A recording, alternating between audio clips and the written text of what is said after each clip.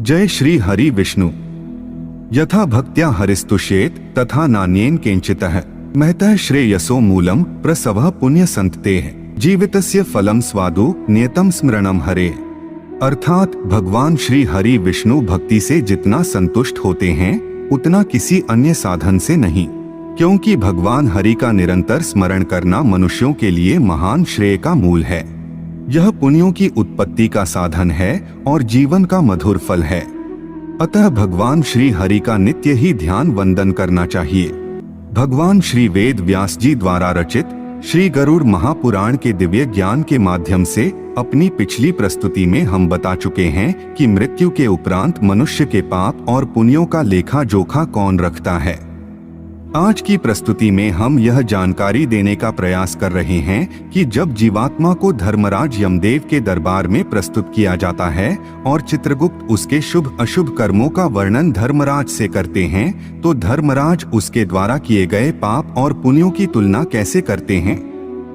गरुड़देव को आगे का ज्ञान देते हुए श्रीहरि विष्णु कहते हैं कि हे ताक्ष्य, जब यमदूत जीव को लेकर यमदरबार में पहुंचते हैं तो वहां पर उसे यमदेव के सामने प्रस्तुत किया जाता है। जीव ने जीवन पर्यंत अपने मन, वचन और कर्म से जो भी पाप और पुण्य किए होंगे उन सब का वर्णन चित्रगुप्त जी धर्मराज यमदेव से करते हैं। चित्रगुप्त द्वारा जो भी वर्णन किया जाता है उसको सुनने के बाद यमदेव जीव के सभी शुभ अशुभ कर्मों एवं पाप और पुण्य की तुलना करते हैं। तुलना करने के बाद जीव का आगे का मार्ग कैसा होगा यह निर्णय किया जाता है। धर्मराज यमदेव का निर्णय निष्पक्ष और स्पष्ट होता है। मुख्यतः जीव पुण्य की तुलना में पाप अधिक करता है, अतः उसे नरकलोक में जाना ही पड़ता है। कोई बिरला महापुरुष ही होता है जो पाप की तुलना में पुण्य अधिक करता है। धर्मराज यमदेव जीव का निर्णय इस प्रकार से करते हैं कि यदि जीव ने पुण्य अधिक किए हों और पाप कम किए हों तो उसके पुण्यों से उसके पापों को काटा जाता है। इस प्रकार उसके पुण्यों की संख्या ज्यादा निकलती है तो उसे स्वर्ग मार्ग पर भेजा जाता है।